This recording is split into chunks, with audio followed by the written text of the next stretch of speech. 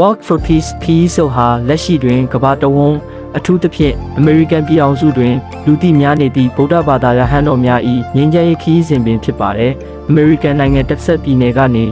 2025ခုနှစ်အောက်တိုဘာလ26ရက်နေ့မှစတင်၍မိုင်ပေါင်း2300ပြည်နယ်10ခုကိုဖျက်ဆီးသွားမည်ဖြစ်သည်2026ခုနှစ်ဖေဖော်ဝါရီလတွင်ဝါရှင်တန် DC သို့ရောက်ရှိရန်ရည်မှန်းထားသည့်ရဟန်းတော်များ၏ရည်ရွယ်ချက်မှာ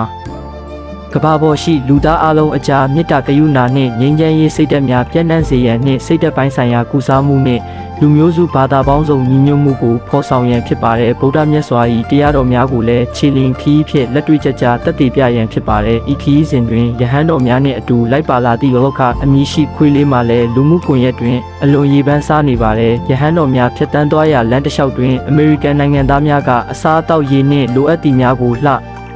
လူဒန်းချင်းအားပေးခြင်းများပြုလုပ်ကြသည်2025ခုနှစ်နိုဝင်ဘာလအတွင်းတက်ဆက်ပြည်နယ်တွင်မတော်တဆကားတိုက်မှုဖြစ်ပွားပြီးရဟန်းတော်အချို့ဒဏ်ရာရရှိခဲ့တော်လဲငြိမ်းချမ်းရေးခရီးကိုဆက်လက်လျှောက်လန်းနေကြဆဲဖြစ်ပါတယ်။ဤခရီးစဉ်တွင်ဦးဆောင်သူဗီယက်နမ်နိုင်ငံမှဆရာတော်နှင့်အတူမြန်မာနိုင်ငံမှရွှေဘုံပွင့်ဆရာတော်ဦးတီလာနန္ဒလည်းပါဝင်ပါတယ်။ထိုင်းနိုင်ငံတီရီလင်္ကာနိုင်ငံမှဆရာတော်များလည်းပါဝင်ပါတယ်